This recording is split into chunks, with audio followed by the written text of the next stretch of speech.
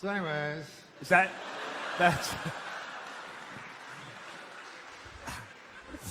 so that's where we pick up the story. Yes, we'll pick up Thank the story you. there. Good. Because I thought that page would be too long to read. Yeah.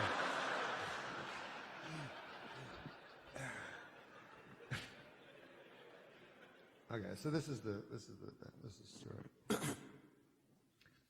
The boy had turned 10 years old only a few days before the accident, and now he lay in Strickland's funeral home in a tiny white coffin. When all the strangers had finished looking at him and sadly shaking their heads so that all present knew their feelings on the matter, his mother was left alone in the room with the tiny white coffin, alone but for me. I lingered behind unseen while the funeral director shooed the others into a room with a sad-faced pastor who was preparing to speak. The mother stood and looked down into the tiny white coffin. Her posture, which had been rigid all morning, went slack at the shoulder and neck. Her hands remained clasped tightly in front of her. The boy was wearing a navy blue suit with a white shirt and a tie, but he still did not look like a man. I stayed quiet in the shadows so as not to disturb the moment. After a time had passed, the funeral director opened the door and quietly let the mother know that her time was up.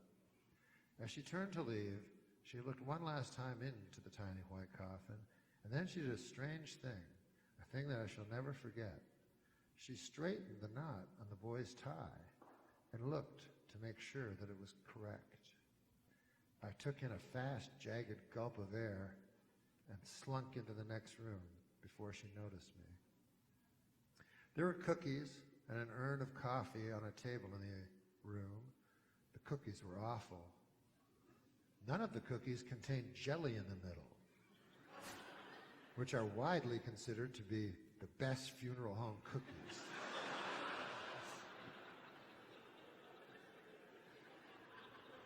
Instead, there were only dry shortbreads.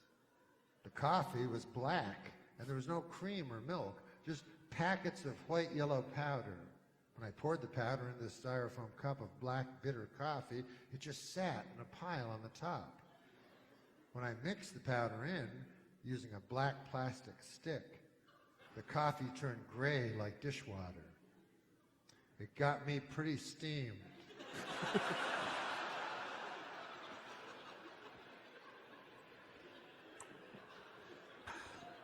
And I'm sure the rest of the people who had gathered felt the same way. We all went into the adjoining room and took our seats. The tiny white coffin had been placed in the front of the room, and the sad-faced pastor was standing beside it. The sad-faced pastor told us how the boy had not been an ordinary boy. He had been very special. He had been a brother and a son and a grandson and even a great-grandson. I looked over and saw them sitting there, the young and the old and the older and the oldest. The sad-faced pastor told us that some things were very mysterious, but that there was a meaning behind everything, even something as tragic as this. He then asked if anyone had anything they would like to say about the boy, and people came up, one at a time, to speak about the boy. I decided to go up to speak too, since I had experience in public speaking. Of course, I wasn't about to do my stand-up. That would be ridiculous.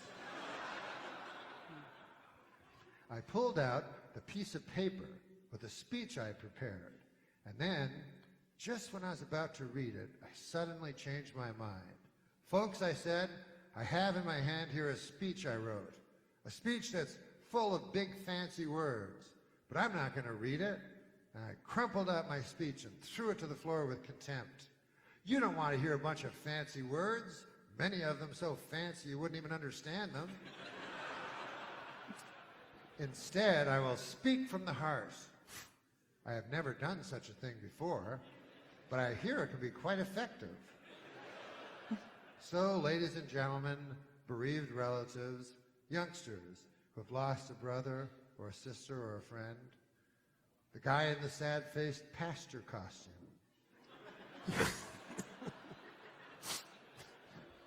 the lady sitting beside him. I figure it's his wife or something.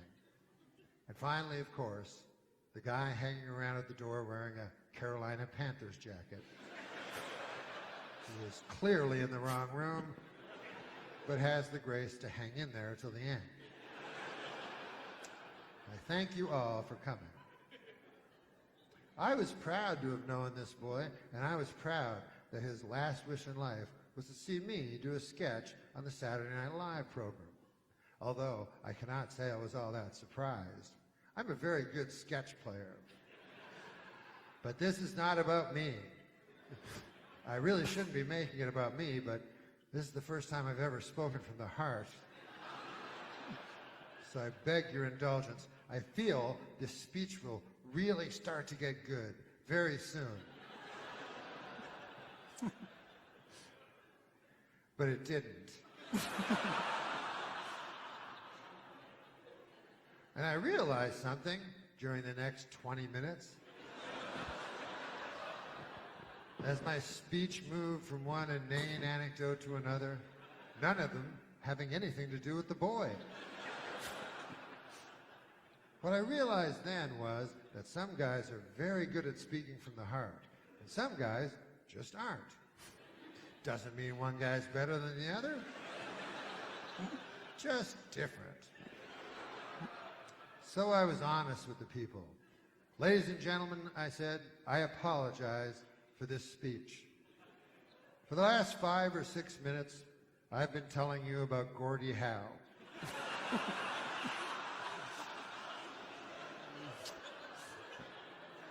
And I think we all know what an awful, awful mistake me speaking from the heart was. So, if I may ask your help, let's try to find that speech. You know, the one with the big fancy words that I threw away some minutes ago. It's got to be around here somewhere. Here it is, a sweet old lady near the front said. I read it and thought it was very good, especially the part about how we can learn more from the children than they can learn from us. Oh, excellent, I said. I'm glad you liked that part because it's the surprise ending.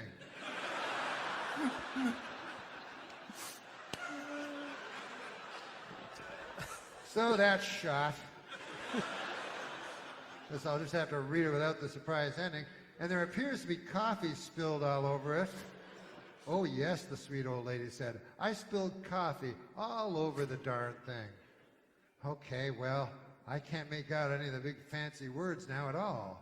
But it's nobody's fault. I mean, in all fairness, part of it is my fault for crumpling it up and tossing it away so cavalierly. Hey, you know, I think cavalierly might have been one of the big fancy words in my speech. Also, it's partly the sweet old lady's fault for spilling so much coffee on the paper that not a single word can be made out. But we're not here to place blame. I will say this about the young boy in the tiny white coffin. Despite the doctor's dire predictions, the boy was too tough, too resolute, too courageous to let something as small as a deadly disease defeat him. No, the boy was made of stronger stuff than that, and it took much more to defeat him. It took a 3-ton municipal bus, moving at 40 miles per hour, and driven by one Cecil Richard Anderson